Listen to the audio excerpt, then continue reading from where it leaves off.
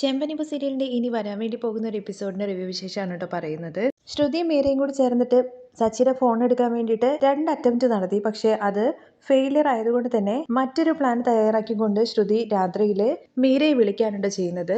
മീര ഇങ്ങനെ ഓരോ കാര്യങ്ങൾ ചോദിക്കുമ്പോൾ ഇനിയിപ്പോൾ എപ്പോഴാണ് ആ ദാസ് വന്നിട്ട് വേഷം മാറി നിന്റെ വീട്ടിൽ വന്ന് ഇരിക്കുന്നത് എന്നുള്ള കാര്യം അറിയില്ലല്ലോ എന്നൊക്കെ പറയുമ്പോൾ ഉടനെ തന്നെ ആ ഫോൺ നമ്മൾ എടുത്തേ പറ്റുള്ളൂ, അല്ലെങ്കിൽ നമ്മൾ ശരിക്ക് പെടും.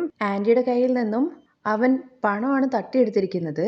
ആ വീഡിയോ ഉടനെ തന്നെ പുറത്തു വരണം. അങ്ങനെ വന്നു കഴിഞ്ഞു കഴിഞ്ഞാൽ ആന്റിക്ക് ഓൾറെഡി രേവതിയുടെ വീട്ടുകാരോട് ഭയങ്കര ദേഷ്യമുണ്ട്. ഈ ഒരു വീഡിയോ പുറത്തു വന്നു കഴിഞ്ഞു കഴിഞ്ഞാൽ പിന്നെ ആ കാര്യത്തിലൊരു തീരുമാനം ആയിക്കോളും. അതോട് കൂടിയിട്ട് ഇപ്പൊ സന്തോഷിച്ചുകൊണ്ടിരിക്കുന്ന രേവതിയാണെങ്കിൽ എന്നും കരഞ്ഞുകൊണ്ടിരിക്കുന്നൊക്കെ പറയുന്നുണ്ട് കേട്ടോ. മീര ശ്രുതിയെ പല കാര്യങ്ങൾക്ക് സപ്പോർട്ട് ചെയ്യുന്നുണ്ടെങ്കിൽ പോലും മീരയ്ക്ക് രേവതിയെ ഭയങ്കര ഇഷ്ടമാണ് കേട്ടോ. രേവതിയെ കരയിപ്പിക്കുന്നതിനോടൊന്നും വലിയ ആൾക്ക് താല്പര്യമൊന്നുമില്ല. എന്തായാലും താനൊരു പ്ലാൻ തയ്യാറാക്കിയിട്ടുണ്ട് എന്നുള്ള കാര്യം ശ്രുതി അറിയിക്കുമ്പോൾ എന്താണെന്ന് ചോദിക്കാണ് കേട്ടോ മീര. സച്ചി ബോധത്തോടു കൂടി ഇരിക്കുന്ന സമയത്ത് നമുക്ക് എന്തായാലും ഫോൺ എടുക്കാൻ വേണ്ടി പറ്റില്ല. അതുകൊണ്ട് തന്നെ അവനെ ഉറക്കി കിടത്തണം. അതിന് വേണ്ടിയിട്ട് ഞാനൊരു പ്ലാൻ തയ്യാറാക്കിയിട്ടുണ്ട്. രാത്രി അവന് കുടിക്കാൻ വേണ്ടിയിട്ട് രേവതി പാല് തിളപ്പിച്ച് വെക്കുമല്ലോ, അതിനകത്ത് ഞാൻ ഉറക്ക ഗുളികയുടെ പൊടി കലക്കും. അങ്ങനെ അവൻ ഉറങ്ങിക്കഴിഞ്ഞ് കഴിഞ്ഞാൽ പിന്നെ അവന്റെ ഫോൺ എടുക്കാൻ വേണ്ടിയിട്ട് യാതൊരു പ്രയാസവും ഉണ്ടാവില്ല. ശരി, ഇത് നടന്നാൽ കൊള്ളാം എന്ന മട്ടിൽ മീരയും പറയുന്നുണ്ട്. അതിനുശേഷം എല്ലാവരും കൂടി ചേർന്നിരുന്നിട്ട് ഭക്ഷണം കഴിക്കുന്നതാണ് കാണിക്കുന്നത്. രവിക്ക് വീണ്ടും നിർബന്ധിച്ചിട്ട് അച്ഛൻ കുറച്ചേ കഴിച്ചുള്ളൂ, കുറച്ചുകൂടി കഴിക്കാൻ വേണ്ടിയിട്ട് പറഞ്ഞ് വിളമ്പി കൊടുക്കുന്നുണ്ട്. ഇത് കണ്ട ചന്ദ്രയാണെന്നുണ്ടെങ്കിൽ അവര് പറയുന്നത് നീ വിളമ്പിയാൽ മതി, പ്രായത്തിനനുസരിച്ചിട്ട് വേണം ഓരോരുത്തരും ഭക്ഷണം കഴിക്കാൻ വേണ്ടിയിട്ട്. ഇത് കേട്ട് രവിയാണെന്നുണ്ടെങ്കിൽ ചിരിക്കുവാണ്. നിങ്ങൾ ഇതിനപ്പോൾ രവിയായിട്ട് ചിരിക്കുന്നത്? അല്ലെങ്കിലും ഇവിടെ ഒരു കാരണവുമില്ലാതെയാണ് ഓരോരുത്തർ ചിരിച്ചുകൊണ്ടിരിക്കുന്നത്. കാരണം ഉണ്ടെങ്കിൽ മാത്രമേ ചന്ദ്രയെ ചിരിക്കാൻ വേണ്ടി പറ്റുള്ളൂ എന്നുള്ള കാര്യം ചോദിക്കുമ്പോൾ കാരണത്തോടു കൂടി ചിരിച്ചാൽ മാത്രമേ ചിരിയാവുള്ളൂ, അല്ലെങ്കിൽ അതിന് വട്ട് എന്നാണ് പറയാ. ഞാനങ്ങനെ ചന്ദ്രയെ കാരണമില്ലാതെ ചിരിച്ചതല്ല. ചെറുപ്പത്തിലൊക്കെ എൻ്റെ അമ്മയാണെന്നുണ്ടെങ്കിൽ ഒരുപാട് ഇഡ്ഡലിയൊക്കെ പ്ലേറ്റിൽ വെക്കും. 5 6 ഒക്കെ കഴിച്ചാൽ തന്നെ അമ്മയ്ക്ക് ഭയങ്കര വിഷമാണ്. നീ എന്താണ് ഇത്രയും കഴിച്ചുള്ളൂ, കുറച്ചുകൂടി കഴിക്കുക എന്ന് പറഞ്ഞ് 2 3 ഇഡ്ഡലി വീണ്ടും വെക്കും. അമ്മ അങ്ങനെ എണ്ണീട്ടൊന്നുമല്ല വെക്കാറ്, നമ്മൾ കഴിക്കുന്നതിനനുസരിച്ചിട്ട് വെച്ചുകൊണ്ടേയിരിക്കും. അതെ അച്ഛ, അത് ശരിയാണ്. അച്ഛമ്മ എനിക്കും അങ്ങനെ തന്നെയാണ് ഭക്ഷണം കഴിച്ച് തന്നോണ്ടിരുന്നത്. ഞാനും 10 ഇഡ്ഡലിയിൽ മേലെയൊക്കെ കഴിക്കാറുണ്ട്. എന്നാൽ കല്യാണം കഴിഞ്ഞ് 40 വയസ്സൊക്കെ കഴിഞ്ഞപ്പോഴേക്കും എന്തിനാണ് ഇത്രയും കഴിക്കുന്നത്, കുറച്ച് കഴിച്ചാൽ മതി എന്നൊക്കെ നിന്റെ അമ്മ പറയും. ഇത് കേട്ട സച്ചിയാണെങ്കിൽ അച്ഛമ്മയ്ക്ക് നല്ല മനസ്സാണ്, പക്ഷെ ആ മനസ്സ് എല്ലാവർക്കും ഉണ്ടായിക്കൊള്ളണമെന്നില്ലല്ലോ. ഇപ്പൊ നിങ്ങൾ രണ്ടുപേരും കൂടി ചേർന്നിട്ട് എന്താ പറഞ്ഞു വരുന്നത്? ഞാൻ നിങ്ങൾക്ക് തിന്നാൻ തരുന്നില്ല എന്നല്ലേ? നിങ്ങളിത് ചെന്നിട്ട് നിങ്ങളുടെ അമ്മയുടെ അടുത്ത് പറയേ. അപ്പോ അമ്മ അവിടുന്ന് വാളെടുത്തിട്ട് വരും എന്നെ വെട്ടാൻ വേണ്ടിയിട്ട്. ചന്ദ്രേ, നിന്നെ ഞാൻ കുറ്റപ്പെടുത്തുന്ന രീതിയിൽ സംസാരിച്ചതല്ല. ചെറുപ്പത്തിൽ നമുക്ക് എത്ര വേണമെങ്കിലും ഭക്ഷണം കഴിക്കാം, പക്ഷേ ഒരു 40-45 വയസ്സൊക്കെ ആയി കഴിഞ്ഞ് കഴിഞ്ഞാലുണ്ടല്ലോ, അങ്ങനെ പഴയതുപോലെ തന്നെ കഴിക്കാൻ വേണ്ടി പാടില്ല. നമ്മുടെ വായും അതുപോലെ വയറിനെയും കെട്ടിയിടണം. ചെറിയ പ്രായങ്ങളിൽ അമ്മ കൂടുതലായിട്ട് കഴിക്കാൻ വേണ്ടി പറയുന്നത് സ്നേഹം തന്നെയാണ്. എന്നാൽ ഒരു പ്രായം കഴിഞ്ഞു കഴിഞ്ഞാൽ ഭക്ഷണം നിയന്ത്രിക്കണമെന്ന് ഭാര്യ പറയുന്നത് സ്നേഹം തന്നെയാണ്. അതച്ഛ പറഞ്ഞത് ശരി തന്നെയാണ്. 40 വയസ്സ് കഴിഞ്ഞ് കഴിഞ്ഞാൽ ചിലരുടെയൊക്കെ വയറടയ്ക്കും, പക്ഷെ വായടക്കില്ല. ഇത് ചന്ദ്രയെ കുറിച്ചിട്ടാണ് പറഞ്ഞതെന്നുള്ള കാര്യം മനസ്സിലാക്കിയിട്ടും മൈൻഡ് ചെയ്യാതെ നമ്മുടെ ചന്ദ്രയാണെന്നുണ്ടെങ്കിൽ കഴിച്ചുകൊണ്ടിരിക്കുകയാണേ. ഇത് കണ്ട സുധി അമ്മയെ കുറിച്ചിട്ടാണ് പറഞ്ഞതെന്ന് ഒന്ന് എടുത്തു പറയുന്നുണ്ടേ. ആടാ, എനിക്കറിയാം, അല്ലാതെ അവൻ ആരെ കുറിച്ച് പറയാനാണ്? അമ്മയ്ക്ക് തന്നെ അറിയാന്നുള്ള കാര്യം മനസ്സിലായില്ലേ, പിന്നെ നീ എന്തിനാടാ ഇടങ്കോലിടാൻ നിൽക്കുന്നത്? രേവതി, അച്ഛൻ പറഞ്ഞത് നീയും കേട്ടല്ലോ, ഭാര്യമാര് കുറച്ച് കഴിക്കാൻ വേണ്ടി പറയും എന്നുള്ള കാര്യം. അതുകൊണ്ട് നീ ഒരിക്കലും എനിക്ക് കുറച്ച് ഭക്ഷണം തരരുതെന്ന് പറയാണേ. അതൊക്കെ 40-45 വയസ്സുകൾക്ക് ശേഷം നമുക്ക് നോക്കാം. ഞാൻ എന്തിനാ സച്ചേട്ടാ നിങ്ങൾക്ക് തരുന്ന ഭക്ഷണം കുറയ്ക്കുന്നത്? രാവും പകലും നോക്കാതെ സച്ചേട്ടൻ നന്നായിട്ട് കാർ ഓടിക്കുന്നതല്ലേ, അതുകൊണ്ട് തന്നെ നന്നായിട്ട് വിശക്കും. രേവതി, എൻ്റെ അച്ഛനും ഇതുപോലെ തന്നെ രാവും പകലും നോക്കാതെ ബസ് ഓടിച്ചുകൊണ്ടിരുന്നതാണ്. പക്ഷെ ഞാൻ കാണുമ്പോഴൊക്കെ അച്ഛന് ഭക്ഷണം അളവായിട്ട് മാത്രമേ പോകാറുള്ളൂ. ഭാര്യമാരുടെ സ്നേഹത്തിന്റെ അളവുണ്ടല്ലോ, ഭർത്താക്കന്മാർക്ക് കഴിക്കാൻ വേണ്ടി കൊടുക്കുന്ന ടിഫിൻ ബോക്സ് നോക്കിക്കഴിഞ്ഞാൽ നമുക്ക് അറിയാൻ വേണ്ടി പറ്റും. പാവ എൻ്റെ അച്ഛൻ എപ്പോൾ നോക്കിക്കഴിഞ്ഞു കഴിഞ്ഞാലും ചെറിയ ടിഫിൻ ബോക്സ് ആയിട്ടാണ് പോവാറ്. ഇത് കേൾക്കുമ്പോഴേക്കും ചന്ദ്രയ്ക്ക് അങ്ങ് ദേഷ്യം വരുന്നുണ്ട്. കേട്ടില്ലേ രവിയേട്ടാ അവൻ പറഞ്ഞത്? ഞാനെന്തോ നിങ്ങൾക്ക് തിന്നാൻ തരാത്തത് പോലെയാണ് അവന്റെ സംസാരം. ചന്ദ്ര വിട്ടേക്ക്, അവൻ ചുമ്മാ തമാശയ്ക്ക് എന്തോ പറഞ്ഞതാണെന്ന് രവി പറഞ്ഞിട്ട് ചന്ദ്രയുടെ വായ അടപ്പിക്കുവാണേ. അത് കഴിഞ്ഞ് നമ്മുടെ ശ്രുതിയുടെ അഭിപ്രായം പറയുവാണേ. ആന്റി, അങ്ങനെയൊന്നുമില്ല. ഇപ്പോഴത്തെ കാലത്ത് ഏജ് ലിമിറ്റിനനുസരിച്ചിട്ടല്ല ഭക്ഷണം കഴിക്കേണ്ടത്. എല്ലാവരും കുറച്ച് കഴിക്കുന്നതാണ് നല്ലത്. എങ്കിൽ മാത്രമേ അത് ശരീരത്തിന് നന്നാവുള്ളൂ. ചിലരൊക്കെ കണ്ടിട്ടില്ലേ, രുചിക്ക് അനുസരിച്ചിട്ട് ഓവറായിട്ട് കഴിക്കും. അങ്ങനെ ഒരുപാട് അസുഖങ്ങളും വരും. വിശപ്പിനനുസരിച്ചിട്ട് നമ്മൾ ഭക്ഷണം കഴിച്ചാൽ മതി. ആന്റി എന്തായാലും കറക്റ്റ് ആയിട്ട് ചെയ്തിരിക്കുന്നത്. അതുകൊണ്ടാണ് അങ്കിള് ഇപ്പോഴും ഹെൽത്തി ആയിട്ടിരിക്കുന്നത്. എടാ സുധി, നിന്റെ പണി നിന്റെ കെട്ടിയോൾ ഏറ്റെടുത്തോന്ന് ചോദിക്കുവാണേ. കാരണം അമ്മയെ സപ്പോർട്ട് ചെയ്ത് സംസാരിക്കുകയാണല്ലോ. അതുകൊണ്ട് ശ്രുതി എന്ന് വിളിച്ചുകൊണ്ട് രേവതി പറയുന്നുണ്ട്, നന്നായിട്ട് അധ്വാനിക്കുന്ന ആൾക്കാർക്ക് വിശപ്പും കൂടുതലായിരിക്കും. അതിനനുസരിച്ചിട്ട് അവർ ഭക്ഷണം കഴിക്കണം. എങ്കിൽ മാത്രമേ ശരീരം നല്ല ആരോഗ്യപരമായിട്ട് ഇരിക്കുള്ളൂ. അതെ അതെ, ഇവള് ഭക്ഷണം കഴിക്കുന്നത് ഞാനും കണ്ടിട്ടുണ്ടല്ലോ. വലിയ ചെമ്പിനകത്തല്ലേ ചോറൊക്കെ കഴിക്കുന്നത്. ചായയാണെന്നുണ്ടെങ്കിൽ വലിയ മഗ്ഗിനകത്തും. ചന്ദ്രയുടെ ആ സംസാരം കേൾക്കുമ്പോഴേക്കും ചന്ദ്രയെന്ന് വിളിച്ചുകൊണ്ട് രവി പറയുന്നുണ്ട്, ഒരാൾ ഭക്ഷണം കഴിക്കുന്നതൊക്കെ പറഞ്ഞു കാണിക്കുക എന്ന് പറയുന്നത് പാവമാണ്. ഒരിക്കലും അങ്ങനെയൊന്നും സംസാരിക്കാൻ പാടില്ല. ഭക്ഷണം കഴിക്കുന്നവരാണ് മതി എന്ന് പറയേണ്ടത്, അല്ലാതെ ഭക്ഷണം കൊടുക്കുന്ന ആൾക്കാർ ഒരിക്കലും മതി എന്ന് പറയാൻ പാടില്ല. അങ്ങനെ പറയുന്ന ആൾക്കാർക്കുണ്ടല്ലോ ഒരിക്കലും ഭോജനം കിട്ടില്ല. അങ്ങനെ പറഞ്ഞു കൊടുക്കാച്ചാ. രേവതി, ഇവര് പറയുന്നത് നീ കേൾക്കാൻ വേണ്ടി നിൽക്കണ്ട. നമ്മൾ നന്നായിട്ട് അധ്വാനിക്കുന്നുണ്ട്, അതുകൊണ്ട് നന്നായിട്ട് കഴിക്കണം. നീ ചോറ് വിളമ്പ് എന്ന് പറഞ്ഞിട്ട് രേവതിയെ കൊണ്ട് ചോറ് വിളമ്പിക്കുകയാണ് സച്ചി.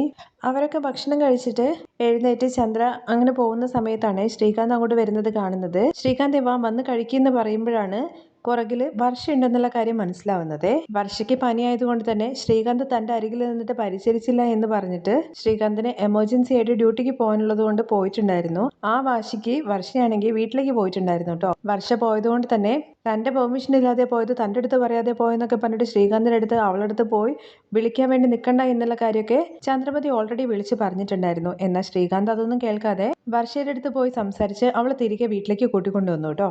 വർഷ പെട്ടിയും തൂക്കിയിട്ടൊക്കെ തിരികെ വന്നത് കാണുമ്പോൾ, അല്ല വർഷേ, നീ തിരികെ വന്നോ? നീ പെട്ടിയൊക്കെ എടുത്ത് പോകുന്നത് ഞാൻ കണ്ടപ്പോൾ വിചാരിച്ചു ഇത് വലിയൊരു പ്രശ്നമാകും, അങ്ങ് നീണ്ടു പോകുന്നൊക്കെയാണല്ലോ. നീ എന്താ പെട്ടെന്ന് തന്നെ ഇങ്ങോട്ട് പോന്നോ? സച്ചേട്ടാ, ഞാൻ തന്നെ ഇപ്പോഴാണ് അവളെ കൺവിൻസ് ചെയ്തിട്ട് ഇങ്ങോട്ട് കൂട്ടിക്കൊണ്ടു വന്നത്. അതിനിടയ്ക്ക് സച്ചേട്ടൻ ഓരോന്ന് പറയല്ലേ. തുടർന്ന് രവി വർഷയെന്ന് വിളിച്ചുകൊണ്ട്, ചന്ദ്ര എൻ്റെ അടുത്ത് കാര്യങ്ങളെല്ലാം പറഞ്ഞു. ഭാര്യാഭർത്താക്കന്മാരാവുന്ന സമയത്ത് പ്രശ്നങ്ങളൊക്കെ വരും, അത് സഹജമാണ്. അതെ അച്ഛാ, ഞാനും രേവതിയും തമ്മിൽ എപ്പോഴും അടി ഉണ്ടാക്കാറുണ്ടല്ലോ. ഇത് കേട്ട സ്തുതിയാണെന്നുണ്ടെങ്കിൽ, എടാ നിങ്ങൾക്ക് രണ്ടുപേർക്കും ഇടയിലുള്ള പ്രശ്നം എന്ന് പറയുന്നത് ടെസ്റ്റ് മാച്ച് മാതിരിയാണ്, ഇടയ്ക്കിടയ്ക്ക് നടന്നുകൊണ്ടേ ഇരിക്കില്ലേ. എടാ, അടി ഉണ്ടാക്കുന്നത് അത്ര വലിയ കാര്യമല്ല.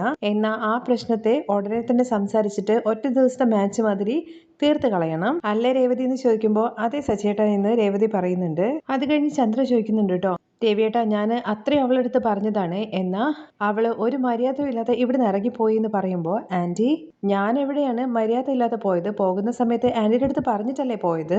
നീ എന്താണ് ജോലിക്കാണോ പോയിട്ട് വരുന്നത്? ഭർത്താവുമായിട്ട് അടി ഉണ്ടാക്കിയിട്ട് നിന്റെ അമ്മയുടെ വീട്ടിൽ പോയിട്ടല്ലേ വരുന്നത്? ഇതൊക്കെ അത്ര നല്ല കാര്യമായിട്ടാണ് തോന്നുന്നതൊക്കെ പറഞ്ഞിട്ട് വർഷയുടെ അടുത്ത് ദേഷ്യപ്പെട്ടാണ് ചന്ദ്ര. എന്നാ ഇത് കേട്ട് രവി പറയുന്നുണ്ട്, ചന്ദ്ര എന്തായാലും അവള് തിരികെ വന്നല്ലോ, പിന്നെന്താണ് പ്രശ്നം? വായ എന്നുള്ള കാര്യം അവളടുത്ത് ഒരു വാക്ക് പറഞ്ഞാൽ എന്താ കുഴപ്പം? ഞാൻ പറഞ്ഞിട്ടാണോ വർഷം ഇവിടുന്ന് ഇറങ്ങിപ്പോയത്? അല്ലെങ്കിൽ ഞാൻ വിളിച്ചിട്ടാണോ അവൾ തിരികെ ഇങ്ങോട്ട് വന്നത്? എല്ലാം അവളുടെ ഇഷ്ടത്തിനല്ലേ അവൾ ചെയ്യുന്നത്. അല്ല ആന്റി, എനിക്കും അതുപോലെ ശ്രീകാന്തിന്റെ ഇടയിലല്ലേ പ്രശ്നം? ആന്റി എന്തിനാ ഇത്ര ടെൻഷൻ ആവുന്നത്? അപ്പൊ നീ എനിക്ക് തരുന്ന മര്യാദ അത്രേ ഉള്ളൂ അല്ലേ? എന്താണെന്നുണ്ടെങ്കിലും നീ എൻ്റെ അടുത്ത് പറയണമായിരുന്നു. ഞാനെല്ലാം നോക്കിയും കണ്ടും പ്രശ്നങ്ങൾ തീർത്തു തരുമായിരുന്നു. പ്രശ്നങ്ങളൊക്കെ പറഞ്ഞ് ശരിയാക്കാൻ വേണ്ടിയിട്ട് ആന്റി എന്താ ഹൈക്കോടതിയിലെ ജഡ്ജാണെന്ന് ചോദിക്കുന്നുണ്ട് കേട്ടോ വർഷയുടെ ആ മാസ് ഡയലോഗ് കേൾക്കുമ്പോഴത്തേക്കും സച്ചിക്ക് ചുമ വരുവാണ് കേട്ടോ. വർഷ നല്ല പോയിന്റ് ആണ് പറഞ്ഞത്. ഇത് നോക്ക് ആന്റി, ഞാൻ ശ്രീകാന്തുമായിട്ട് അടിയുണ്ടാക്കിയിട്ടല്ല പോയത്. ഞാൻ അവന്റെ അടുത്ത് വീട്ടിൽ നിൽക്കാൻ വേണ്ടി പറഞ്ഞു, അത് അവൻ കേട്ടില്ല. അതുകൊണ്ട് അവൻ എന്നെ തേടി വരട്ടെ എന്ന് വിചാരിച്ചിട്ട് ഞാൻ പോയതാണ്. അച്ഛ, അതിനാണ് അത് പറയുന്നത്. ഏതെന്ന് ചോദിക്കുമ്പോ കൂടിച്ചേരൽ അങ്ങനെ എന്തോന്ന് പറയില്ലേ, അതാണ് ഉദ്ദേശിച്ചത്. തുടർന്ന് ശ്രുതി പറയുന്നുണ്ട്, പക്ഷേ നിങ്ങൾക്കിടയിൽ എന്ത് പ്രശ്നം വേണമെങ്കിലും ഉണ്ടാകാം, അത് നിങ്ങളുടെ റൂമിനുള്ളിൽ തന്നെ തീരണം. ഇപ്പൊ തന്നെ എനിക്കും അതുപോലെ ശ്രുതിക്കും ഇടയിൽ എന്തെല്ലാം പ്രശ്നങ്ങൾ വരും എന്ന് കരുതിയിട്ട് ഞാൻ എൻ്റെ വീട്ടിലേക്ക് പോകാറുണ്ടോ എന്ന് ചോദിക്കണേ. അല്ല പൗഡർ എടുത്തി, നിന്റെ വീട് എന്ന് പറയുന്നത് മലേഷ്യയിലല്ലേ? നിന്റെ അച്ഛൻ ജയിലുമാണ്. നീ ഇവിടുന്ന് പിണങ്ങി പോവാണെന്നുണ്ടെങ്കിൽ ജയിലിലേക്കാണ് പോകേണ്ടത്. അത് കേട്ടിട്ട് ശ്രുതിക്ക് നല്ല ദേഷ്യം വരുന്നുണ്ട് കേട്ടോ. ശ്രുതി ഇങ്ങനെ പറയുന്നുണ്ട്, അങ്കിൾ എൻ്റെ അച്ഛനെ കുറിച്ചിട്ട് പറയരുത് എന്നുള്ള കാര്യം അവൻ്റെ അടുത്ത് പറഞ്ഞേക്കെന്ന്. എടാ സച്ചി, നീ ഒന്ന് മിണ്ടാതിരിക്കുമെന്ന് പറഞ്ഞിട്ട് സച്ചിയുടെ വായടപ്പിക്കുകയാണ് കേട്ടോ രവി. അത് കഴിഞ്ഞ് വർഷേ, നീ ഇവിടെ വന്നിരിക്കുമെന്ന് പറഞ്ഞിട്ട് അടുത്തേക്ക് വിളിക്കുവാണ് കേട്ടോ. നിങ്ങൾക്കിടയിലുള്ള പ്രശ്നങ്ങളെ കുറിച്ചിട്ടൊന്നും ഞാൻ ചോദിക്കുന്നില്ല, അതൊക്കെ നിങ്ങളുടെ സ്വകാര്യതയാണ്. എന്നാ നീ ദേഷ്യപ്പെട്ടിട്ടാണ് ഇവിടുന്ന് ഇറങ്ങിപ്പോയത്, അവരുടെ വീട്ടിലേക്ക് ചെന്നതെന്നുള്ള കാര്യം അറിഞ്ഞു കഴിഞ്ഞാൽ അവര് ഞങ്ങളെ കുറിച്ചിട്ട് തെറ്റിദ്ധരിക്കില്ലേ? നിന്റെ അമ്മയുടെ അടുത്ത് ഞാൻ ഞാൻ പറഞ്ഞിട്ടുണ്ട് നീ ഈ വീട്ടിൽ സന്തോഷവതി ആയിരിക്കും എന്നുള്ള കാര്യം. അയ്യോ അങ്കിൾ, ഞാൻ അവിടെ പോയിട്ട് കംപ്ലൈന്റ് ഒന്നും ചെയ്തിട്ടില്ല. ഞാൻ അവിടെ പോയിട്ട് അടിയുണ്ടാക്കിയ കാര്യത്തെക്കുറിച്ച് തന്നെ പറഞ്ഞിട്ടില്ല. ഇത് എന്റെ ഫാമിലിയാണ്. ഈ ഫാമിലിയെ ഞാൻ എങ്ങനെ അങ്കിൾ വിട്ടുകൊടുത്ത് സംസാരിക്കുക? വർഷയുടെ ആ വാക്ക് കേൾക്കുമ്പോൾ തന്നെ രവിക്ക് ഭയങ്കര സന്തോഷം തോന്നുന്നുണ്ടേ. എന്നാൽ ഇത് കേട്ട ചന്ദ്രയാണെന്നുണ്ടെങ്കിൽ ഇവിടുന്ന് ഇറങ്ങി പോകുന്ന സമയത്ത് നിനക്ക് അറിയില്ലായിരുന്നു ഇത് നിന്റെ ഫാമിലിയാണെന്ന്. ഇപ്പൊ എങ്ങനെയാ നിനക്ക് ഇങ്ങോട്ടേക്ക് വരാൻ വേണ്ടി തോന്നിയത്? അതെ ആന്റി, ശ്രീകാന്ത് വന്നിട്ട് എന്റെ മുമ്പിൽ കരയാൻ വേണ്ടി തുടങ്ങിയില്ലേ? ഞാൻ കരയാനൊന്നും തുടങ്ങിയില്ലല്ലോ, നിന്റെ അടുത്ത് വന്ന് സോറി പറഞ്ഞു, അത്രയല്ലേ ഉള്ളൂ. ആന്റി, അങ്ങനെ നോർമലി സോറി ചോദിച്ചതല്ല, ഇത് നോക്കുക എന്ന് പറഞ്ഞിട്ട് ശ്രീകാന്ത് ഒരു ഡയമണ്ട് റിംഗ് മേടിച്ചു കൊടുത്തിട്ടുണ്ട് കേട്ടോ. അത് കാണിച്ചു കൊടുക്കുവാണേ. ഇതെന്താ വർഷേ, പുതിയതാണല്ലോ, നിന്റെ അമ്മ മേടിച്ചു തന്നാണോ എന്ന് ചോദിക്കുമ്പോ അല്ല ആന്റി, ശ്രീകാന്ത് ആണ് ഈ ഡയമണ്ട് റിംഗ് എനിക്ക് മേടിച്ചു തന്നിട്ട് എന്നെ കൺവിൻസ് ചെയ്തത്. ഡയമണ്ടോ എന്ന് ചോദിച്ചുകൊണ്ട് ശ്രീകാന്തിനെ ഒരു നോട്ടം നോക്കുന്നുണ്ട് കേട്ടോ ചന്ദ്ര. അമ്മ അവളെ പോയിട്ട് കൂട്ടിക്കൊണ്ടുവരുതെന്നൊക്കെ പറഞ്ഞതല്ലേ, അമ്മയ്ക്ക് എന്തായാലും അത് ഇഷ്ടപ്പെട്ടിട്ടില്ല എന്നുള്ള കാര്യം മനസ്സിലാവുന്നതുകൊണ്ട് ശ്രീകാന്ത് ഇങ്ങനെ താഴേക്ക് നോക്കുവാണേ. എന്നാൽ ഇത് കേട്ട ഉടനെ തന്നെ സച്ചി ചോദിക്കുന്നുണ്ട് കേട്ടോ, എടാ നിനക്കൊന്നും വേറെ പണിയില്ലേ, നീ എന്തിനാ ഈ ആവശ്യമില്ലാത്ത കാര്യങ്ങളൊക്കെ ചെയ്യുന്നതെന്ന്. അതിന് സച്ചിയുടെ ഞാൻ എന്താ ചെയ്തത്? എടാ, ഞങ്ങൾ തമ്മിൽ അടി ഉണ്ടായി കഴിഞ്ഞ് കഴിഞ്ഞാൽ പ്രശ്നം പരിഹരിക്കാൻ വേണ്ടിയിട്ട് ഞാൻ ഹലുവ അല്ലെങ്കിൽ മുല്ലപ്പൂ ഇതാണ് മേടിച്ചു കൊടുക്കാറ്. നീ ഇതുപോലെ ഡയമണ്ട് റിംഗ് ഒക്കെ മേടിച്ചു കൊടുത്താലേ അത് പിന്നെ ഒരു മാർക്കായിട്ട് ഫിക്സ് ആവില്ലടാ. ഇത് കേട്ട രേവതി ആണെങ്കിൽ സച്ചിയുടെ അടുത്ത് പറയുന്നുണ്ട്, സച്ചിയേട്ടൻ പേടിക്കൊന്നും വേണ്ട, ഞാൻ ഒരിക്കലും ഡയമണ്ട് ഒന്നും ചോദിക്കില്ല. അതുപോലെ ശ്രുതിയാണെങ്കിൽ ശ്രുതിയെ നോക്കുന്നുണ്ട്. അയ്യോ, ഇതെന്നെ നോക്കുന്നുണ്ടല്ലോ. ശ്രുതി, നമുക്കിടയിൽ അങ്ങനെ ഡയമണ്ട് റിംഗ് കൊടുക്കാൻ മാത്രമുള്ള ഒരു പ്രശ്നം ഉണ്ടാവില്ല എന്ന് പറയുകയാണേ. അല്ലെങ്കിലും ശ്രുതി എപ്പോഴെങ്കിലും എനിക്കിത് മേടിച്ചു തരുമെന്ന് ശ്രുതി തിരിച്ചു ചോദിക്കുന്നുണ്ട്. തുടർന്ന് അവരുടെ അടുത്ത് ഭക്ഷണം കഴിക്കാൻ വേണ്ടി പറയുന്നുണ്ട്. പക്ഷെ രണ്ടുപേരും ഭക്ഷണം കഴിച്ചിട്ടാണ് വന്നതെന്നുള്ള കാര്യം ശ്രീകാന്ത് പറയാണ്. ആന്റി, എനിക്ക് എന്തായാലും കുറച്ച് ഫീവർ ഉണ്ട്, ഞാൻ പോയിട്ട് റെസ്റ്റ് എടുക്കട്ടെ എന്ന് പറഞ്ഞ് വർഷ അവിടെ നിന്ന് പോവുകയാണേ. അതുപോലെ എല്ലാവരും പോകുന്നുണ്ട്. ശ്രീകാന്ത് വർഷയുടെ കൂടെ പെട്ടിയെടുത്ത് പോകുന്ന സമയത്ത് നീ ഒന്ന് ഇങ്ങോട്ട് വാടാ എന്ന് പറഞ്ഞിട്ട് ശ്രീകാന്തിനെ മാറ്റി നിർത്തി സംസാരിക്കുകയാണേ. എന്തിനായിരിക്കും മാറ്റി നിർത്തുന്നത് എന്നുള്ള കാര്യം സച്ചി രവിയുടെ അടുത്ത് ചോദിക്കുമ്പോൾ അവൾ എന്തെങ്കിലും പറയട്ടെ, നീ ഇവിടെ വന്നിരിക്കുന്നു പറഞ്ഞിട്ട് രവിയുടെ അടുത്ത് ഇരിക്കാൻ വേണ്ടി പറയാണ് സച്ചിയുടെ അടുത്ത്. ചന്ദ്രയാണെന്നുണ്ടെങ്കിൽ ശ്രീകാന്തിനെ വിളിച്ചിട്ട്, എന്താടാ നിന്റെ ബുദ്ധി പോയോ? ഞാൻ നിന്റെ അടുത്ത് എന്താടാ പറഞ്ഞത്? അവളുടെ വീട്ടിൽ പോയി വിളിക്കരുത്, അവളായിട്ട് താനെ ഇങ്ങോട്ട് വരട്ടെ എന്നുള്ള കാര്യമല്ലേ? നീയാണെന്നുണ്ടെങ്കിൽ അവളുടെ വീട്ടിൽ പോയിട്ട് അവൾക്ക് ഡയമണ്ട് റിംഗ് ഒക്കെ മേടിച്ചിട്ട് അവളെ സമാധാനപ്പെടുത്തിയിട്ട് കൂട്ടിക്കൊണ്ടുവന്നു. നീ ഇതുപോലൊക്കെ ചെയ്ത് കഴിഞ്ഞാലുണ്ടല്ലോ അവള് നിന്റെ കയ്യിൽ നിന്ന് ഡയമണ്ട് റിംഗ് കിട്ടാൻ വേണ്ടിയിട്ട് ഇടയ്ക്കിടയ്ക്ക് അടി ഉണ്ടാക്കും. അതല്ലാമേ, എനിക്കിന്ന് വലിയൊരു ഓർഡർ വന്നുകൊണ്ട് തന്നെ ഗിഫ്റ്റ് ആയിട്ട് ഓണർ കുറച്ച് പൈസ തന്നു, അതിൽ മേടിച്ചു കൊടുത്തതാണ്. അങ്ങനെ പണം വന്നിട്ടുണ്ടായിരുന്നെങ്കിൽ അത് നീ വെക്കണം, അല്ലെങ്കിൽ അത് എൻ്റെ കയ്യിൽ തരണം. എന്തിനാണ് അവൾക്ക് ഗിഫ്റ്റ് മേടിച്ചു കൊടുത്തത്? അല്ല അമ്മേ, അവള് ദേഷ്യപ്പെട്ട് നിൽക്കുവാണല്ലോ, അവളിന്ന് കൂളാക്കാന്ന് വിചാരിച്ചിട്ടാണ്. എടാ, നീ ഇങ്ങനത്തെ കാര്യങ്ങളൊക്കെ ചെയ്തു കഴിഞ്ഞാലുണ്ടല്ലോ അവള് നിന്റെ തലയിൽ കയറിയിട്ട് നിരങ്ങും. ഞാൻ പോകരുതെന്നല്ലേ പറഞ്ഞത്, നീ എന്താടാ എൻ്റെ വാക്ക് കേൾക്കില്ലേ? അമ്മ പറഞ്ഞതിന് ശേഷം ഞാൻ പോകണോ വേണ്ടയോ എന്നുള്ള കാര്യത്തെക്കുറിച്ച് ആലോചിച്ചുകൊണ്ട് നിന്നു. അമ്മയുടെ ഫോണ് കഴിഞ്ഞതിന് ശേഷം ഉണ്ടല്ലോ രേവതി ചേച്ചി എന്നെ വിളിച്ചിട്ടുണ്ടായിരുന്നു. അവള് വിളിച്ചു എന്നോ? അതെ അമ്മേ, രേവതി ചേച്ചി എനിക്ക് കുറച്ച് അഡ്വൈസ് ഒക്കെ തന്നു. ഇങ്ങനെ അടിയുണ്ടാക്കിയിട്ട് പിരിഞ്ഞു നിൽക്കുന്നത് ഒട്ടും നല്ലതല്ല എന്നും പോയിട്ട് വർഷയെ കൂട്ടിക്കൊണ്ടുവരാൻ വേണ്ടിയിട്ട് പറഞ്ഞു. അല്ല, അവൾക്കും അതുപോലെ തന്നെ രേവതിക്കും ഇടയിൽ പ്രശ്നമല്ലേ? പിന്നെന്തിനാ അവൾ അങ്ങനെ പറഞ്ഞത്? പ്രശ്നം തന്നെയാണ് അമ്മേ, പക്ഷേ എന്നോടുള്ള സ്നേഹത്തിന്റെ പുറത്ത് പറഞ്ഞതാണ്. അപ്പോൾ എനിക്ക് നിന്നോട് സ്നേഹമില്ലെന്നാണോ പറഞ്ഞു വരുന്നത്? നീ ഞാൻ പറഞ്ഞാൽ കേൾക്കില്ല അല്ലേ? ആ പൂക്കെട്ട് നമ്മൾ പറഞ്ഞു കഴിഞ്ഞാൽ എല്ലാം കേൾക്കുമല്ലേ? എന്തിനാണ് അമ്മേ ഇങ്ങനെയൊക്കെ ചേച്ചിയെ കുറിച്ച് പറയുന്നത്? ചേച്ചി എന്റെ നല്ലതിന് വേണ്ടിയിട്ടല്ലേ പറഞ്ഞത് എന്ന് പറഞ്ഞ് ശ്രീകാന്ത് അങ്ങ് പോവാണേ. രേവതി ഇങ്ങനെ ഒരു കാര്യം പറഞ്ഞു എന്നുള്ള കാര്യം കേൾക്കുമ്പോഴേക്കും ചന്ദ്രനാണെങ്കിൽ കല്ല് തുള്ളിയിട്ട് രേവതിക്ക് അരികിലേക്ക് ചെല്ലുവാണേ. നീ എന്താടി ഇവിടെ കിടന്ന് ആടാന്നാണോ വിചാരിച്ചുകൊണ്ടിരിക്കുന്നത്? ഞാൻ എന്ത് ചെയ്തു എന്നാണ് അമ്മ ഈ പറയുന്നത്? നീ എന്തിനാ ശ്രീകാന്തിനെ ഫോൺ ചെയ്തിട്ട് വർഷയെ കൂട്ടിക്കൊണ്ടുവരാൻ വേണ്ടി പറഞ്ഞത്? അവർ തമ്മിലുള്ള പ്രശ്നം വലുതാവരുതെന്ന് വിചാരിച്ചിട്ടാണ് അമ്മേ ഞാൻ അങ്ങനെ പറഞ്ഞത്. നീ എന്തിനാണ് അങ്ങനെയൊക്കെ ചെയ്തത്? എന്റെ മകനെ അവനുള്ള മുമ്പിൽ പോയിട്ട് കെഞ്ചിപ്പിച്ചു, എന്റെ മാനം തന്നെ പോയി. സ്വന്തം ഭാര്യയെ സമാധാനിപ്പിക്കുന്നില്ലേ, എങ്ങനെയാണ് അമ്മേ മാനം പോകുന്നത്? വർഷയും ഈ വീട്ടിലെ മകള് തന്നെയല്ലേ? അത് ഞാൻ പറയണമെന്ന് ചന്ദ്ര പറയുമ്പോ അമ്മ പറയണമെന്ന് തന്നെയാണ് ഞാനും പറയുന്നത്. വന്ന് വന്ന് നീ എന്നെ മീറിയിട്ട് ഒരുപാട് കാര്യങ്ങൾ ഇവിടെ ചെയ്യുന്നുണ്ട് അമ്മേ. ഞാൻ ന്യായമായിട്ടുള്ള കാര്യങ്ങൾ മാത്രമേ ചെയ്യുന്നുള്ളൂ. ഇപ്പൊ എന്തായാലും അവർ രണ്ടുപേരും സന്തോഷമായിട്ട് ഇരിക്കുന്നുണ്ടല്ലോ, അത് മതി. ഇത് നോക്കടി നിന്നെ ഞാനെന്നൊക്കെ പറഞ്ഞിട്ട് ചന്ദ്ര വീണ്ടും സംസാരിക്കുമ്പോഴേക്കും രവി അങ്ങോട്ടേക്ക് വരുന്നുണ്ട് കേട്ടോ. ചന്ദ്ര എന്ന് പറഞ്ഞിട്ട് ഒറ്റ വിളി വിളിക്കുവാണേ. രേവതി നല്ലൊരു കാര്യമല്ലേ ചെയ്തത്? ഭാര്യ ഭർത്താക്കന്മാർ തമ്മിലുള്ള പ്രശ്നം തീർത്തു വെച്ചു, അതിലും നീ എന്തെങ്കിലും കുറ്റം കണ്ടെത്തണോ? അച്ഛാ, അതല്ല കാര്യം. അമ്മ ഇപ്പൊ ഭക്ഷണം കഴിച്ചല്ലേ ഉള്ളൂ. ചിലരൊക്കെ ഭക്ഷണം ഡൈജസ്റ്റ് ആവാൻ വേണ്ടിയിട്ട് സോഡ കഴിക്കും, അല്ലെങ്കിൽ വേറെ എന്തെങ്കിലുമൊക്കെ കഴിക്കും. അമ്മയ്ക്കാണെന്നുണ്ടെങ്കിൽ രേവതിയെ ചീത്ത വിളിച്ചാലല്ലേ ഭക്ഷണം ദഹിക്കുള്ളൂ. ഈ നോക്കിക്കോ, അധികം വൈകാതെ ഏമ്പൊക്കെ വിടും. രേവതി ഇതൊന്നും നീ കണ്ടെന്നുള്ള മട്ടിൽ നടക്കണ്ട കേട്ടോ, ഞാൻ പുറത്തു പോയിട്ട് വരാം എന്ന് പറഞ്ഞിട്ട് സച്ചി അങ്ങ് പോവാണ്. രേവതി അതിന്റെ പുറകെ അങ്ങ് പോകുന്നുണ്ട്. ചന്ദ്രയാണെങ്കിൽ പുറത്തേക്ക് പോകുന്ന സമയത്ത് ചന്ദ്രേ, ഒരു അമ്മായിമ്മ എന്ന നിലയിൽ നീ എന്താണോ ചെയ്യേണ്ടത് അതാണ് രേവതി ചെയ്തിരിക്കുന്നത്. മക്കളും മരുമക്കളും എപ്പോഴും സന്തോഷമായിട്ടിരിക്കണം, അല്ലാതെ അവർക്കിടയിലുള്ള പ്രശ്നം നീ കൂടുതൽ വഷളാക്കാൻ വേണ്ടി നിൽക്കരുത്. പോ എന്ന് പറഞ്ഞിട്ട് രവി അങ്ങ് പോകുന്നുണ്ട്. ചന്ദ്രയാണെങ്കിൽ ആകെ നാണം കെട്ട് നാറി നിൽക്കുവാണേ. അത് കഴിഞ്ഞ് രാത്രിയിലാണ് കേട്ടോ കാണിക്കുന്നത്. ശ്രുതി ഇങ്ങനെ മുറിയിൽ നിന്ന് ഹാളിലൂടെ ഇങ്ങനെ നടക്കുന്നുണ്ട്. സച്ചിയാണെന്നുണ്ടെങ്കിൽ ഫോണും പിടിച്ചിങ്ങനെ ഇരിക്കുവാണ്. എപ്പോൾ നോക്കിക്കഴിഞ്ഞ് കഴിഞ്ഞാലും ഫോണും കൊണ്ട് തന്നെയാണല്ലോ അവൻ്റെ നടത്തം. ഇന്ന് രാത്രി എന്തായാലും അവൻ്റെ കയ്യിൽ നിന്ന് ഞാൻ ഫോൺ എടുത്തേ പറ്റുള്ളൂ എന്നൊക്കെ പറഞ്ഞിട്ട് അടുക്കളയിലേക്ക് പോവാണ്. രേവതിയാണെന്നുണ്ടെങ്കിൽ സച്ചിക്ക് വേണ്ടിയിട്ടുള്ള പാല് ചൂടായിക്കൊണ്ടിരിക്കുകയാണ്. രേവതി, നീ എന്താ പാല് ചൂടാക്കുകയാണോ? അതേ എന്ന് രേവതി പറയുമ്പോൾ ഞാൻ ചുമ്മാ വെള്ളം കുടിക്കാൻ വേണ്ടി വന്നതാണ്. രേവതിയാണെന്നുണ്ടെങ്കിൽ ശ്രുതിക്ക് പാല് വേണമെന്ന് ചോദിക്കുന്നുണ്ട്. വേണ്ട, എനിക്ക് വേണ്ട എന്ന് ശ്രുതി പറയാണ്. അല്ല രേവതി, ടെറസിലെ തുണി എന്തെങ്കിലും എടുക്കാനുണ്ടോ? ഇല്ല, ഞാൻ എല്ലാം എടുത്തു എന്ന് രേവതി പറയുന്നുണ്ടേ. അല്ല, മഴ വരുന്നത് പോലെയുണ്ട്. ഇനി എന്തെങ്കിലും വിട്ടുപോയിട്ടുണ്ടെന്നുണ്ടെങ്കിൽ നനഞ്ഞു കഴിഞ്ഞ് കഴിഞ്ഞാൽ വെറുതെ ആൻറ്റിയുടെ വയലിരിക്കുന്നത് കേൾക്കേണ്ടി വരും.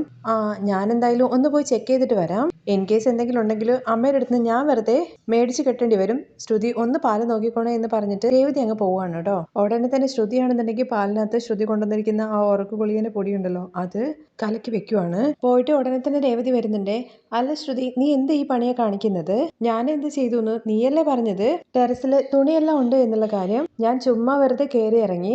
ഞാൻ ഉദ്ദേശിച്ചത് ചുമ്മാ ഒന്ന് ചെക്ക് ചെയ്യാൻ വേണ്ടിയിട്ടാണ്. ഒന്ന് ചെക്ക് ചെയ്യുന്നത് നല്ലതല്ലേ? എനിക്ക് ഉറക്കം വരുന്നുണ്ട്, ഞാൻ പോവാണെന്ന് പറഞ്ഞിട്ട് ശ്രുതി അങ്ങ് പോവാണേ. ശ്രുതി പോയി കഴിഞ്ഞതിന് ശേഷം പാലൊക്കെ ചൂടാറ്റിയിട്ട് സച്ചിക്ക് കൊണ്ടേ കൊടുക്കുവാണേ. എനിക്ക് വേണ്ട എന്ന് സച്ചി പറയുന്നുണ്ടെങ്കിലും ദിവസം മുഴുവൻ നിങ്ങൾ അധ്വാനിക്കുന്നതല്ലേ, ശരീരമൊക്കെ ക്ഷീണിച്ചിട്ടുണ്ടാവും. അതുകൊണ്ട് പാല് കുടിക്കുന്നത് നല്ലതാണ്. ശരീരത്തിന് ക്ഷീണം പോകാൻ വേണ്ടിയിട്ട് പാലിനേക്കാൾ നല്ലത് വേറൊരു മരുന്നാണ്. അത് മരുന്നല്ല, വിഷമാണ്. നിങ്ങളുടെ ശരീരം ഓരോ ദിവസമായിട്ട് അത് നശിപ്പിച്ചുകൊണ്ടേയിരിക്കും. അതൊക്കെ അളവായിട്ട് കഴിച്ചു കഴിഞ്ഞാൽ ഒന്നും ആവില്ല എന്ന് സച്ചി പറയുന്നുണ്ട്. സച്ചിയേട്ടൻ എങ്ങനെ അതിന്റെ അളവൊക്കെ അറിയുന്നത്? ഇപ്പോൾ കുറച്ച് നാളായിട്ട് അതിന്റെ പുറകെ ഒന്നും പോകുന്നില്ല. മര്യാദയ്ക്ക് ഈ പാല് കുടിക്കുമെന്ന് പറഞ്ഞിട്ട് നിർബന്ധിച്ച് കുടിപ്പിക്കുകയാണേ. അതെല്ലാം ശ്രുതിയാണെങ്കിൽ മറിഞ്ഞ് ഇങ്ങനെ നോക്കി നിൽക്കുന്നുണ്ടേ. സച്ചിയാണെന്നുണ്ടെങ്കിൽ പാല് മേടിച്ചിട്ട് അവിടെ വെക്കുവാണേ. സച്ചിയേട്ടൻ എന്താ കുടിക്കാത്തതെന്ന് ചോദിക്കുമ്പോൾ ചൂടോട് കൂടിയിട്ട് പാല് കുടിക്കരുതെന്ന് അച്ഛമ്മ പറഞ്ഞിട്ടുണ്ട്. കുറച്ചു നേരം അവിടെ ഇരിക്കട്ടെ. അല്ല രേവതി, പ്രശ്നങ്ങളെല്ലാം ശരിയായോ? എന്ത് പ്രശ്നം? ശ്രീകാന്തും വർഷയും തമ്മിലുള്ള പ്രശ്നത്തെക്കുറിച്ച് ഞാൻ ചോദിച്ചത്. അതൊക്കെ ശരിയായിട്ട് അവ പോയിട്ട് കൂട്ടിക്കൊണ്ടുവന്നില്ലേ? അല്ലെങ്കിലും ഡയമണ്ട് റിംഗ് ഒക്കെ കണ്ടു കഴിഞ്ഞാൽ ഏത് പെണ്ണാണ് പ്രശ്നമെല്ലാം തീർത്ത് തിരികെ വരാത്തത്? അപ്പൊ നിങ്ങൾ പറഞ്ഞു വരുന്നത് പെണ്ണുങ്ങളെല്ലാം ആഭരണങ്ങൾക്ക് ആഗ്രഹമുള്ളവരാണെന്നല്ലേ? മോതിരം കൊടുത്തത് കൊണ്ടല്ലേ വർഷ തിരികെ വീട്ടിലേക്ക് വന്നത്? അതൊന്നുമല്ല. ചുമ്മാ പെണ്ണുങ്ങൾ സ്വർണവും അതുപോലെ തന്നെ ഡ്രസ്സിനും ആഗ്രഹിക്കുന്നവരാണെന്നുള്ള കാര്യം നിങ്ങൾ അങ്ങ് ഒറ്റയ്ക്കങ്ങ് വിചാരിക്കണ്ട. ഭർത്താവ് ഭാര്യയോട് സ്നേഹത്തോടു കൂടി നടന്നാൽ മതി. ഇപ്പൊ തന്നെ ശ്രീകാന്ത് പോയിട്ട് അവളുടെ വീട്ടിൽ പോയി സംസാരിച്ചിട്ട് തിരികെ വിളിച്ചോണ്ട് വന്നതാണ്. ഭർത്താവ് സ്നേഹത്തോട് കൂടിയിട്ട് ഒരു വാക്ക് പറഞ്ഞാൽ മതി. അതിനു മുമ്പിൽ ഈ സ്വർണവും വൈരവും തങ്കവും ഒന്നുമല്ല. ശ്രുതിയാണെന്നുണ്ടെങ്കിൽ മൊബൈൽ എടുക്കാൻ വേണ്ടിയിട്ട് വെയിറ്റ് ചെയ്യുകയാണല്ലോ. പാല് കുടിച്ചിട്ട് കിടന്ന് ഉറങ്ങാതെ നാട്ടിലെ കഥ പറഞ്ഞുകൊണ്ടിരിക്കുക എന്നൊക്കെ പറഞ്ഞിട്ട് അവരെ പ്രായിക്കൊണ്ട് അവിടെ ഇങ്ങനെ നിൽക്കുവാണേ. നീ പറയുന്നത് വെച്ച് നോക്കുന്ന സമയത്ത് സ്വർണത്തിന് പ്രധാനം ഇല്ല എന്നുണ്ടെങ്കിൽ പിന്നെ നാട്ടിൽ മുഴുവൻ എന്തിനാണ് സ്വർണ്ണക്കട വെച്ചുകൊണ്ടിരിക്കുന്നത്? പെണ്ണുങ്ങൾ കാരണമാണല്ലോ സ്വർണ്ണക്കടയിൽ കച്ചവടം. അത് ശരിയാണ്, പെണ്ണുങ്ങൾ കാരണം സ്വർണ്ണക്കടക്കാർക്ക് നല്ല കച്ചവടമുണ്ട് എന്ന് കരുതിയിട്ട് ആർക്കും ഒരു ബുദ്ധിമുട്ടും ഇല്ലല്ലോ. എന്നാൽ ആണുങ്ങൾ എന്ത് കടയാണ് ഓടിക്കുക എന്നുള്ള കാര്യം എല്ലാവർക്കും അറിയില്ലേ? എന്തൊക്കെ പറഞ്ഞു കഴിഞ്ഞാലും അവസാനം രേവതി അവിടെ തന്നെ എത്തുമല്ലോ എന്നൊക്കെ ഇങ്ങനെ പിറുപിറുക്കുവാണ് സച്ചി. രേവതി, നീ പറഞ്ഞല്ലോ ഭർത്താവ് സ്നേഹത്തോടു കൂടി നിന്ന് കഴിഞ്ഞ് കഴിഞ്ഞാല് സ്വർണത്തിനൊന്നും വിലയില്ല എന്ന്. അതുപോലെ തന്നെ ഭാര്യമാര് സ്നേഹത്തോടു കൂടി നിന്ന് കഴിഞ്ഞ് കഴിഞ്ഞാല് മധ്യക്കിടയ്ക്ക് കച്ചവടം ഉണ്ടാവില്ല. അപ്പൊ ഞാൻ നിങ്ങളടുത്ത് സ്നേഹത്തോടു കൂടി നടക്കുന്നില്ല, അതുകൊണ്ടല്ലേ നിങ്ങൾ അവിടെ പോകുന്നത്? ഇല്ല, ഞാൻ അതിനവിടെ പോവാറില്ല രേവതി. അങ്ങനെ പറഞ്ഞു കഴിഞ്ഞാൽ എന്താ അർത്ഥം? എന്റെ ഭാര്യ എന്നോട് നല്ല സ്നേഹത്തിലാണെന്ന്. അതൊക്കെ മനസ്സിലാക്കിയേ കൊള്ളാം. എന്തായാലും സച്ചേട്ടൻ ആദ്യം പാലെടുത്ത് കുടിക്ക്. അല്ലെങ്കിൽ നിന്റെ അടുത്ത് പറഞ്ഞിട്ട് കാര്യമില്ല എന്നൊക്കെ പറഞ്ഞിട്ടാണ് പാലെടുത്തിട്ട് അങ്ങ് കുടിക്കുന്നത്. പാല് കുടിക്കുന്നത് കാണുമ്പോൾ ശ്രുതിക്ക് ഭയങ്കര സന്തോഷമാണേ. സച്ചി കുടിച്ചിട്ട് പാതി രേവതിക്ക് കൊടുക്കുകയാണ് കേട്ടോ ചെയ്യുന്നത്. വേണ്ട, സച്ചേട്ടൻ മുഴുവൻ കുടിക്കുമെന്ന് പറഞ്ഞ് രേവതി നിർബന്ധിക്കുന്നുണ്ട്. നീയും നാട് മുഴുവൻ ഓടി പൂ കൊടുക്കുന്നു, വീട്ടിലെ ജോലിയും ചെയ്യുന്നു, നിന്റെ ശരീരത്തിനും ബലം വേണ്ടേ? അതുകൊണ്ട് നീയും കുടിക്കുമെന്ന് പറഞ്ഞിട്ട് രേവതി കൊണ്ട് നിർബന്ധിച്ച് കുടിപ്പിക്കുകയാണേ. രണ്ടുപേരും കുടിച്ചത് കാണുമ്പോൾ നമ്മുടെ ശ്രുതിക്ക് ഭയങ്കര സന്തോഷമാണ്. കാരണം രണ്ടുപേരും ഉറങ്ങിക്കഴിഞ്ഞ് കഴിഞ്ഞാൽ ഫോൺ എടുക്കാൻ വേണ്ടിയിട്ട് എളുപ്പമാണല്ലോ. എന്നാൽ സച്ചിയാണെന്നുണ്ടെങ്കിൽ അന്ന് നീ പാട്ട് പാടിയതുപോലെ ഇന്നൊരു പാട്ട് പാടാൻ വേണ്ടി പറയുകയാണേ. അങ്ങനെ രണ്ടുപേരും അങ്ങോട്ടും ഇങ്ങോട്ടും പരസ്പരം പാട്ടൊക്കെ പാടുന്നുണ്ട്. ഇതെല്ലാം കണ്ടിട്ട് നമ്മുടെ ശ്രുതിക്ക് ദേഷ്യം വരികയാണ്. കാരണം ശ്രുതിക്ക് എങ്ങനെയെങ്കിലും ഫോൺ എടുക്കണമല്ലോ, അവർ ഉറങ്ങണ്ടേ. രേവതിയുടെ പാട്ട് കേട്ട് കുറച്ച് സമയം കഴിയുമ്പോഴേക്കും സച്ചി ഉറങ്ങുവാണേ. സച്ചി ഉറങ്ങിയത് കാണുമ്പോഴേക്കും ഭയങ്കര സന്തോഷമാവുന്നുണ്ട് ശ്രുതിക്ക്. സച്ചിൻ രേവതിയും ഉറങ്ങിയതിന് ശേഷം ശ്രുതി ഇങ്ങനെ പുറത്തേക്ക് വരുവാണേ. ഫോൺ എടുക്കാൻ വേണ്ടി പോകുമ്പോഴേക്കും ചന്ദ്രയാണെന്നുണ്ടെങ്കിൽ ശ്രുതി എന്ന് പറഞ്ഞ് വിളിക്കുവാണേ. ആന്റി എന്ന് പറഞ്ഞ അടുത്തേക്ക് ചെല്ലുന്നുണ്ട്. അല്ല ശ്രുതി, നീ ഇനി ഉറങ്ങിയില്ലേ? ഉറക്കം വന്നില്ല ആന്റി, ഫുഡ് എന്തോ ദഹിക്കാത്തത് പോലെ. ചായ കുടിക്കാന്നാ വിചാരിച്ചത്. എനിക്കൊരു ഗ്ലാസ് ചായ കുടിക്കണമെന്ന് തോന്നി. എന്നാ ചായപ്പൊടി കണ്ടില്ല, അതെവിടെയാന്നുള്ള കാര്യം രേവതിയുടെ അടുത്തൊന്ന് ചോദിക്കാന്ന് വിചാരിച്ച് വന്നതാണ്. അവളെ രാവിലെ മുതൽ വൈകിട്ട് വരെ ഇവിടെ പണിയെടുക്കുന്നു, നാട് മുഴുവൻ പൂ കൊടുക്കുന്നു, ഭയങ്കരമായിട്ട് സമ്പാദിക്കുന്നു. അവളാണെന്നുണ്ടെങ്കിൽ അവളുടെ അമ്മയ്ക്കും കൊടുക്കുന്നുണ്ട്. അവളൊക്കെ നല്ല സമാധാനമായിട്ട് നടക്കുന്നത്. നമുക്കാണ് ഉറക്കമില്ലാത്തത്. അങ്ങനെ ചന്ദ്ര ഇങ്ങ് കത്തി വെക്കാൻ വേണ്ടി തുടങ്ങുവാണേ. അത് കാണുമ്പോഴേക്കും ശ്രുതിയാണെന്നുണ്ടെങ്കിൽ ആന്റി ഞാൻ പോയി കിടക്കട്ടെ, നീയല്ലേ പറഞ്ഞത് നിനക്ക് ഉറക്കം വരില്ല എന്ന്. ഞാൻ കുറച്ചു നേരം അങ്ങോട്ടും കൂടി നടന്നപ്പോൾ എനിക്ക് ഉറക്കം വന്നു ആന്റി, ഞാൻ പോയി ഉറങ്ങട്ടെ എന്ന് പറഞ്ഞിട്ട് ശ്രുതി അങ്ങ് പോവുകയാണേ. അങ്ങനെ കുറച്ച് സമയം കഴിയുമ്പോഴേക്കും ചന്ദ്ര അവിടെ നിന്ന് പോകുന്നുണ്ട്. വീണ്ടും ശ്രുതി ഇറങ്ങുവാണ് കേട്ടോ ഫോൺ എടുക്കാൻ വേണ്ടിയിട്ട്. അങ്ങനെ അവരുടെ അരികിലേക്ക് ഇങ്ങനെ പോകുമ്പോഴേക്കും പുറകു നിന്ന് ശ്രുതി അങ്ങ് പിടിക്കുവാണേ. ശ്രുതി ഇതിപ്പോ ആരാന്നുള്ള മട്ടിൽ തിരിഞ്ഞു നോക്കുമ്പോഴേക്കും ശ്രുതിയെ എടുത്തുകൊണ്ട് റൂമിലേക്ക് അങ്ങ് പോകുന്നുണ്ട്. ശ്രുതി ഉറങ്ങിക്കൊണ്ടിരിക്കുകയായിരുന്നു. പക്ഷെ സ്വപ്നത്തില് ശ്രുതിയും മൊത്തം പാരീസിൽ ഇങ്ങനെ നടക്കുന്ന കാര്യങ്ങളൊക്കെ കണ്ടപ്പോൾ ശ്രുതിയുടെ അടുത്തേക്ക് വന്നതാണ് കേട്ടോ. ശ്രുതിക്ക് ഉറക്കം വരുന്നില്ല എന്നൊക്കെ പറയുന്നുണ്ടെങ്കിലും നീ വാ എന്നൊക്കെ പറഞ്ഞ് നിർബന്ധിച്ച് കൊണ്ടുപോവാണ്. അങ്ങനെ അതോട് കൂടിയിട്ട് ശ്രുതിയുടെ ആ പ്ലാൻ അങ്ങ് പൊളിയാണ് കേട്ടോ ചെയ്യുന്നത്.